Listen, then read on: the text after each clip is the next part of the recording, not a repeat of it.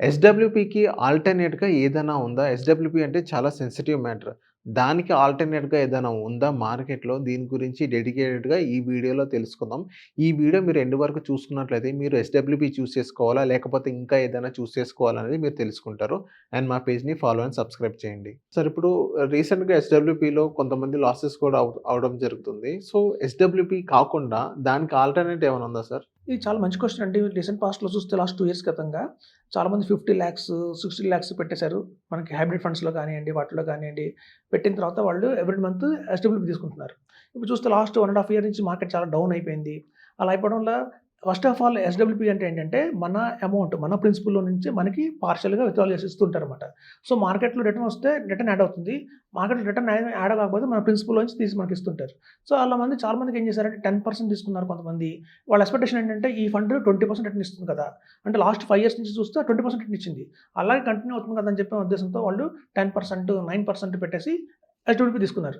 ఇప్పుడు market down అవ్వటం వల్ల ఏమైందంటే, ఆ మామూలుగా వచ్చే రిటర్న్ కూడా పడిపోయి నెగెటివ్‌లోకి పోయింది. -5%, -4% అయింది. పైన మళ్ళీ మనం తీసుకుంటున్నాం 9% ఎక్స్‌ట్రాగా. అంటే -13%, -13% అయినాయి. ఇలా 2 ఇయర్స్‌లో 75% అయిపోయింది. అంటే ప్రిన్సిపల్‌లో 25% లాస్ అయ్యారన్నమాట. అలా అవ్వడం వల్ల చాలా పానిక్ అయ్యారు. అది మళ్ళీ ఎప్పుడు కోలుకుంటుంది. లక్కీగా ఇప్పుడు మళ్ళీ ట్రంప్ మనకి టారిఫ్‌లు తీసేసారు. 18% వచ్చింది కాబట్టి మార్కెట్ కొంచెంలో షైన్ అయింది. ఇదే గనక కంటిన్యూ అయితే ఇంకో 3, 4 ఇయర్స్ మొత్తం ప్రిన్సిపల్ అవాయిడ్ అయిపోయేది. ఓకే. జీరో అయిపోయేది. సో, కాబట్టి ఎప్పుడు కూడా మార్కెట్ రిస్క్ ఉన్న వాటిలో సిస్టమాటిక్ విత్‌డ్రాయల్ ప్లాన్ చేయకండి.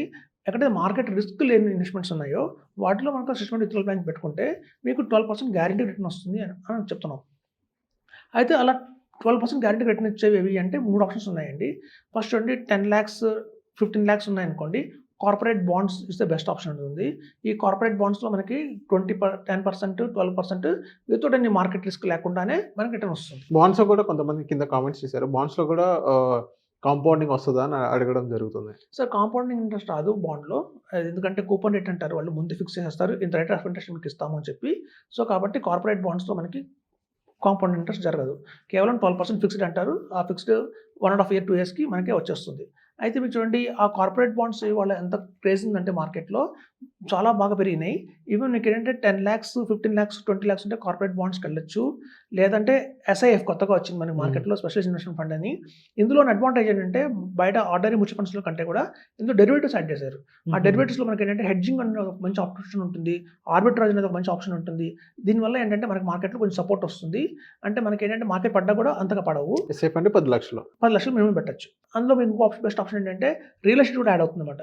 రియల్ ఎస్టేట్ అంటే మీకు తెలుసు ప్రామినెంట్‌గా 10% రిటర్న్ వస్తుంది. హ్మ్. మార్కెట్ రిస్క్ లేదు దానికి.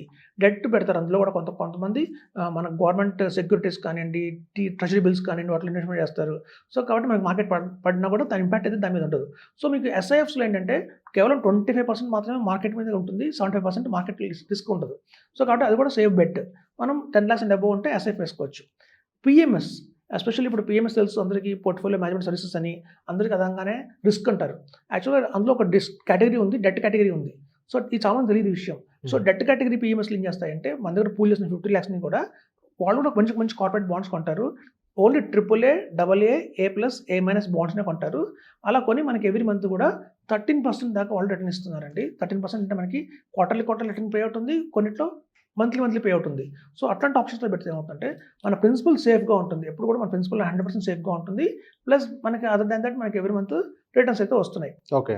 అలాగే 1,00,00,000 అండ్ అబోవ్ ఉన్న వాళ్ళందరూ కూడా ఏఎఫ్ ఓకే. ఆల్టర్‌నేట్ ఇన్వెస్ట్‌మెంట్ ఫండ్‌లో కూడా మనకి ఈ ఆప్షన్ ఉంది. డెట్ కేటగరీ ఆప్షన్ ఉంది. సో, ఇందులో ఏంటంటే వాళ్ళు అన్‌సెక్యూర్డ్ కొంత, సెక్యూర్డ్ కొంత అంటే కొలెటరల్ ఉన్న కార్పొరేట్ బాండ్స్ కొన్ని, కొలెటరల్ లేని కార్పొరేట్ బాండ్స్ కొన్ని తీసుకుంటారు వాళ్ళు. అలా తీసుకోవడం వల్ల వాళ్ళు 17% దాకా రిటర్న్ ఇస్తున్నారు మనకి. సో, అది కూడా మనకి పీరియాడికల్‌గా క్వార్టర్లీ పే అవుట్ అనేది వస్తుంది. సో, ఇనిషియల్‌గా first 3 months 1 year 12% rate of interest ఇస్తారు. తర్వాత సెకండ్ ఇయర్ నుంచి 14%, 17% రేట్ ఆఫ్ ఇంట్రెస్ట్ కూడా ఇస్తున్నారు. సో, మనకి ఈ ఆప్షన్స్ అన్నీ కూడా ప్రిన్సిపల్ పోకుండా అంటే ప్రిన్సిపల్‌కి ఏమాత్రం ఢోకా లేకుండా క్వార్టర్లీ పే అవుట్ తీసుకోవాలి అంటే మనకి బెస్ట్ ఆప్షన్ కార్పొరేట్ బాండ్స్ ఉన్నాయి. 10,00,000 అండ్ బిలో అయితే 10,00,000-50,00,000 అయితే ఎస్ఐఎఫ్ ఆప్షన్ ఉంది. 50,00,000 అండ్ అబోవ్ ఉంటే గనక పీఎంఎస్ మంచి ఆప్షన్ ఉంది. మోర్ థాన్ 1 క్రోర్ ఉంటే మాత్రం ఏఎఫ్ ఆప్షన్ ఉంది. సో, ఈ ఏఎఫ్ డెట్, పీఎంఎస్ డెట్, ఈ కార్పొరేట్ బాండ్స్, ఎస్ఐఎఫ్ వీటిలో పెట్టినా కూడా మన ప్రిన్సిపల్ ఎట్లాంటి మార్కెట్ పరిస్థితుల్లో అయినా సరే మార్కెట్ ఎంత పడినా కూడా సార్ మన ప్రిన్సిపల్ తగ్గదు. ప్లస్ మనకి 12% రేట్ ఆఫ్ ఇంట్రెస్ట్ గ్యారంటీగా వస్తుంది. సపోజ్ నాకు ఓన్లీ 6% సరిపోతుంది అనుకున్నారనుకోండి ఎవరన్నా, ఆ బ్యాలెన్స్ 6% మళ్ళీ ఎస్ఐపి చేసుకోవచ్చు మనం. ఓకే. ఏదైనా మంచి ఫండ్స్‌లో హెచ్‌డిఎఫ్సి ఫ్లెక్సీ క్యాప్ కానియండి, ఎడల్వైస్ మిడ్ క్యాప్ కానియండి, అట్లాంటి మంచి మంచి ఫండ్స్‌లో మనం సర్ప్లస్ అమౌంట్‌ని మనం ఎస్ఐపి చేసుకుంటే మనకు పెరుగుతుంది. చాలామంది అంటున్నారు కదా! కార్పొరేట్ బాండ్స్ కాంపౌండ్ లేదు కదా అని. సో, మనం చేసేది ఏంటంటే, మనం మామూలుగా జనరల్‌గా ప్రాక్టీస్ ఏంటంటే, ఒక లిక్విడ్ ఫండ్‌లోనో లేకపోతే మనకి ఏదైనా హైబ్రిడ్ ఫండ్‌లో పెడతారు. పెట్టి సిస్టమాటిక్ ప్లాన్ తీసుకుంటారు. మనకి హైబ్రిడ్ ఫండ్స్‌లో అగ్రెసివ్ హైబ్రిడ్ ఫండ్స్‌లో మనకొచ్చేది 12% రిటర్నే. సో, ఆ 12%లో వీళ్ళు 6% తీసుకొని ఆ 6% అందులోనే పెడుతున్నారు. అలా పెట్టిన 6% కొంచెం కాంపౌండ్ అయ్యి కొంచెం పెరుగుతుంది వాల్యూ. So, okay. అదే పని మనం కూడా చేయొచ్చు. మనం ఇక్కడ గ్యారంటీగా 12% తీసుకుంటున్నాం మనం. అలా వచ్చిన గ్యారంటీ 12%లో 6% మనం వాడుకొని ఇంకో 6% మనం ఎస్ఐపి చేస్తే ఆటోమేటిక్‌గా మీకు అది కాంపౌండ్ ఇంట్రెస్ట్ యాడ్ కూడా యాడ్ అవుతుంది. మన ప్రిన్సిపల్ కూడా పెరుగుతుంది. సో, కాబట్టి at the end of the time చూడండి, పీఎంఎస్‌లో అయితే 3 ఇయర్స్ హోల్డింగ్ పీరియడ్ ఉంటుంది. 3 ఇయర్స్ అవ్వగానే మన ప్రిన్సిపల్ మనకు బ్యాక్ ఇచ్చేస్తారు. అలాగే మనం చూస్తే ఈ ఏఎఫ్‌లో 6 ఇయర్స్ నుంచి 5 ఇయర్స్ నుంచి 6 ఇయర్స్ దాకా లాకింగ్ పీరియడ్ ఉంటుంది. అదేమో మన ప్రిన్సిపల్ తిరిగి ఇచ్చేస్తారు. సో, మన ప్రిన్సిపల్ మనకు సేఫ్‌గా ఉంటుంది. ప్లస్ రిటర్న్ కూడా వస్తుంది. క్యాపిటల్ గెయిన్ టాక్స్ కూడా ఎంతో కొంత మనం కట్టాల్సి ఎంత సేమ్ అండి. మనకి మ్యూచువల్ ఫండ్స్‌లో వెళ్తే 12.5% క్యాపిటల్ గెయిన్ టాక్స్ ఉంటుందో, అది కూడా అక్కడే 12.5% క్యాపిటల్ గెయిన్ టాక్స్ ఉంటుంది. ఓకే. ఇవన్నీ కార్పొరేట్ బాండ్స్ కిందే వస్తాయి కాబట్టి, హ్మ్. అది కూడా కొన్ని పీఎంఎస్‌లో అయితే మనకి క్యాపిటల్ గెయిన్ టాక్స్ వస్తున్నాయి. ఏఎఫ్ లాంటివైతే మనకి యాజ్ పర్ స్లాబ్ అంటారు. ఇప్పుడు చూడండి, మనకి ఇర్రెస్పెక్టివ్ ఆఫ్ ద మార్కెట్‌లో చూస్తే మ్యూచువల్ ఫండ్స్‌లో కనుక మనం ఇన్వెస్ట్‌మెంట్ చేసి ఎస్‌డబ్ల్యూపీ తీసుకుంటే మనకి ఏ స్లాబ్‌లో ఉన్నా సరే 12.5% కట్టాల్సిందే లాంగ్ టర్మ్ అయితే. షార్ట్ టర్మ్ అయితే 20% కట్టాల్సిందే. కానీ లక్కీగా ఇందులో ఏంటంటే కొన్ని ఏఎఫ్స్ ఎలా ఇస్తున్నాయంటే వాటిని మళ్ళీ ఇంట్రెస్ట్ లాగా ఇస్తున్నాయి. బ్యాంక్ ఎఫ్‌డి లాగా ఇస్తున్నాయి. హ్మ్. సో, అలా ఇస్తున్నప్పుడు మనం కనుక స్లాబ్‌లో లేకపోతే మన హౌస్ వైఫ్ కానియండి, రిటైర్ అయిన వాళ్ళు కానియండి, మీకు అదర్ ఇన్‌కమ్ ఏమీ లేదంటే మనం వచ్చే రిటైర్మెంట్ ట్యాక్స్ కట్టక్కర్లేదు. ఇది ఒక ఓకే. యాడెడ్ అడ్వాంటేజ్ కూడా ఇందులో ఉందన్నమాట. ఓకే. సో, కాబట్టి కార్పొరేట్ బాండ్స్‌లో కూడా ఆ ఫెసిలిటీ ఉంది. వాళ్ళేంటంటే రిటర్న్ మనకి క్యాపిటల్ గెయిన్స్ కింద రాదది. మనకి ఫిక్స్డ్ డిపాజిట్ మీద వచ్చే ఇంట్రెస్ట్ కింద వస్తుందది. సో, మనకి అదర్ ఇన్‌కమ్ కింద వచ్చినప్పుడు దానికి మన స్లాబ్ మన యాజ్ పర్ స్లాబ్ కట్టాల్సొస్తుంది. ఓకే. సో, ఎవరికైతే ఇన్‌కమ్ లేదో హౌస్ వైఫ్ కానియండి, లేకపోతే అగ్రికల్చరల్ అతను కానియండి, లేకపోతే మనకొచ్చిన ఈ రిటైర్ అయిన ఎంప్లాయీస్ కానియండి, వాళ్ళకి సాలరీ ఉండదు కాబట్టి వాళ్ళు అట్‌లీస్ట్ 10 లాక్స్ లోపలే ఉంటారు. సో, కాబట్టి మనకి ట్యాక్స్ అవాయిడ్ చేసుకోవచ్చు. So, okay. ఈ ఆప్షన్ కూడా ఉంది. సో, ఇప్పుడు కార్పొరేట్ బాండ్స్ గురించి చెప్పారు కాబట్టి, సో, అందులో అగ్రెసివ్‌గా ఇన్వెస్ట్ ఇప్పుడు యంగ్‌స్టర్స్ అందులో పెట్టుకోవచ్చనంటారా? పెట్టుకోవచ్చండి. ఎవరికైతే 12% రిటర్న్ కావాలి, నాకు మార్కెట్ రిస్క్ వద్దున్న వాళ్ళందరికీ కూడా ఇది బెస్ట్ ఆప్షన్. మినిమమ్ ₹25,000 నుంచి కూడా స్టార్ట్ అవుతుంది. హ్మ్. ₹25,000 నుంచి మనం 1,00,000, 2,00,000, 5,00,000 అయితే పెట్టుకోవచ్చు. No bar. ఈవెన్ కొన్ని కార్పొరేట్ బాండ్స్ అయితే మనకి ₹10,000 టికెట్ సైజ్‌లో అవైలబిలిటీలో ఉన్నాయి.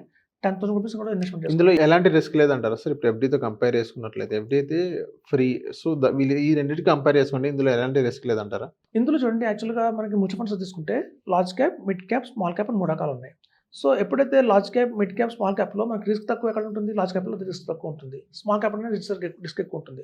సో, అట్లయితే large cap, mid cap, small cap ఉన్నాయో, ఈ బాండ్స్‌లో వచ్చేసరికల్లా ఏమవుతుందంటే A category bonds, B category bonds, C category bonds అని 3 రకాల బాండ్స్ ఉంటాయి. సో, ఎప్పుడైనా ఏ కేటగిరీ, బి కేటగిరీ సేఫ్‌గానే ఉంటాయండి. సి కేటగిరీ కొంచెం రిస్కీగా ఉంటుంది. మనం దాన్ని అవాయిడ్ చేయాలి. ఓకే. సో, ఎప్పుడు ట్రిపుల్ బి దాకా చూసుకోవాలంటే ట్రిపుల్ బి కింద ఉన్న ఫండ్ దాంట్లో మనం ఇన్వెస్ట్‌మెంట్ చేయకూడదు. అలా చేస్తే మాత్రం కొంచెం రిస్క్ ఉంటుంది. సో, ఏ కేటగిరీలో ఉన్న ఏవైనా బాండ్స్ తీసుకుంటే గనుక 100% సేఫే ఉంటాయి. ఫర్ ఎగ్జాంపుల్ అందులో మీకు ముత్తూట్ ఫైనాన్స్ కానియండి, శ్రీరామ్ ఫైనాన్స్ కానియండి, లేకపోతే అశోక్ లైలాండ్ వాళ్ళది కానియండి, ఇట్లాంటివి ఫండ్సే ఉంటాయి. సో, కాబట్టి అన్నీ వెల్ నోటెడ్ కంపెనీసే ఉంటాయి. సమ్‌టైమ్స్ ఐసీఐసీఐ బ్యాంక్ వాళ్ళు కూడా ఫ్లోట్ చేస్తుంటారు కొన్ని సార్లు. బాండ్స్ అనేవి అన్ని కంపెనీస్ ఫ్లోట్ చేస్తుంటాయండి. సో, అందులో రకరకాల ఫండ్స్ ఉన్నాయి. మంచి మంచి ఫండ్స్ తీసుకొని కనుక ఇన్వెస్ట్‌మెంట్ చేస్తే బానే ఉంటుంది. Okay. Okay. So, thank you sir. మా సోషల్ పోస్ట్ వచ్చినందుకు. థాంక్స్ అండి.